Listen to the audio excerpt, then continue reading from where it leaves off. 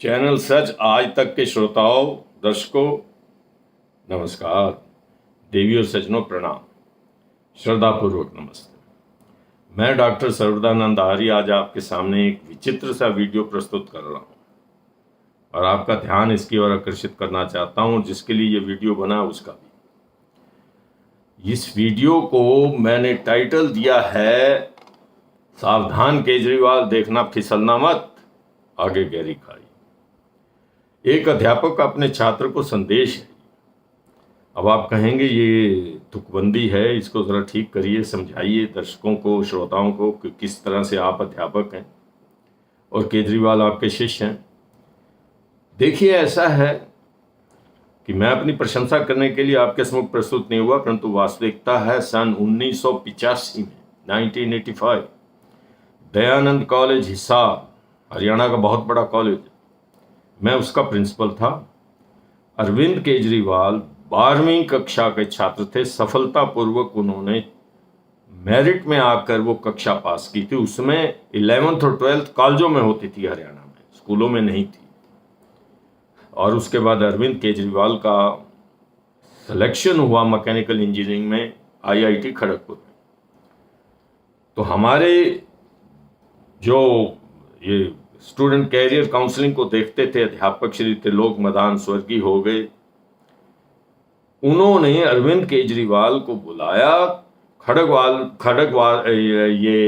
Kharagpur IIT Kharagpur waste Bengal में इन्होंने admission लिया था और इसको मेरे कमरे में लाए, इनका इंट्रोडक्शन करवाया।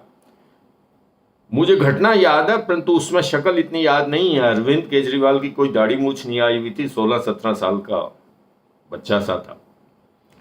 और बताया गया कि इसने हमारे कॉलेज का नाम ऊंचा किया। हमने अरविंद का नाम रोल ऑफ ऑनर जो है उसके ऊपर लिखवाया और इसको ऑनर्ड भी किया। सिवानी में, जो हिसार से को 20-25 किलोमीटर दूर एक गांव है, डिस्ट्रिक्ट भिवानी का कस्बा है, वहां अरविंद केजरीवाल का जन्म हुआ था और बाद में इनका चाचा भी मुझे मिलने आया। वो वहां ग्वार गम की कोई फैक्ट्री चलाता। खैर, मैं इससे आगे चलता हूं। आज मैं एक अध्यापक होने के नाते, चाहे मैं इसके क्लास का टीचर नहीं था, मैंने इसे कोई सब्जेक्ट नहीं पढ़ाया, परंतु मैं कॉलेज का प्रिंसिपल था, इसलिए मैं सबका गुरु कहलाता था और ये सब मुझे छात्र हैं। और अरविंद केजरीवाल ने मुझे पहचाना भी। इंडिया अगेंस्ट करप्शन के एक प्रोग्राम में एक धरना हुआ था जंतर मंतर पर, मैं भी वहां पहुंचा था। अरविंद केजरीवाल भी उन दिनों संघर्ष कर रहे थे और वो वहाँ पहुँचे थे। हम दोनों का लेक्चर हुआ और मैंने अरविंद केजरीवाल को अपना जब रेफरेंस दिया तो उन्होंने कहा, गुरुजी, मैं आपके चरण छूता हूँ और आपका आशीर्वाद मेरे पर बना रहे। मुझे नहीं पता अरविंद केजरीवाल को ये बात याद है कि नहीं, परंतु मुझे याद। मेरा कोई काम इससे नहीं पड़ा। दिल्ली का चीफ मिनिस्टर इतने सालों से अरविंद बना हुआ है, ना ही मैं पहले गया ना ही आगे जाऊंगा, परंतु एक छात्र और अध्यापक का जो आपस में रिश्ता है उसको मैं निभाना चाहता हूं और मैं चाहता हूं कि केजरीवाल, अरविंद केजरीवाल, तुम भी उसको निभाओ। आज तुम्हारे बारे में कुछ अफवाहें उड़ रही हैं, तुम छूट कर रहे, तुम्हें बहुत बहुत बधाई, परंतु कहते हैं कि इसके पीछे एक षड्यंत्र है। सोशल मीडिया में बहुत सारी बातें आपके विरोध में जा रही हैं और मुझे थोड़ा सा कष्ट हो रहा है, इसलिए मैंने सोचा आपको मैं वार्निंग दे दूं। अरविंद, आप एक उदयमान सितारे, सच मानिए, आपने थोड़े से समय में जो सफलता प्राप्त की वो आशातीत सफलता। आप राजनीति के हर पहलू को समझते हैं और हर बात का जवाब देना चाहते हैं। आप एक्चुअल में प्रधानमंत्री के मटेरियल है, परंतु अभी आपका प्रधानमंत्री बनने का समय नहीं आया। हर चीज समय के साथ होती है। आपके पास दो बड़े विश्वस्त आदमी, आप उनकी सलाह जरूर सुनना। एक आपके हैं मनीष सिसोदिया, जो डिप्टी चीफ मिनिस्टर भी रहे आपके साथ, आपके सुख दुख के साथी हैं। दूसरा डॉक्टर संजय सिंह, और भी बहुत सारे आपके साथी हैं। मुझे ये बताने की आवश्यकता नहीं आप किसकी सलाह ले ना ले, परंतु ये दो व्यक्ति इस वक्त इंडिया के जनमानस पर, लोक जनमानस पर अपना अधिकार जमा चुके हैं। मनीष सिसोदिया का बड़ा सम्मान है और संजय सिंह जो राज्यसभा के सांसद हैं उनका भी बड़ा सम्मान। मैं चाहता हूं कि आप इनसे जरूर सलाह लें और किसी भी ऐसे काम में ना फंसें जिसमें आपकी फिसलन हो, आप नीचे जाएं, अपने लक्ष्य से भटकें। इंडिया अगेंस्ट करप्शन से लेकर चीफ मिनिस्टर तक की कहानी तो आपने आगे बनाई, और चीफ मिनिस्टर से आगे जितने भी पायदान आपको चढ़ने, आपको अपने राजनीतिक सहयोगियों के साथ और दूसरे राजनीतिक दल जिनके साथ आप काम करते हैं, इंडिया गठबंधन के आप साथी बने, इंडिया गठबंधन का हमेशा साथ देना।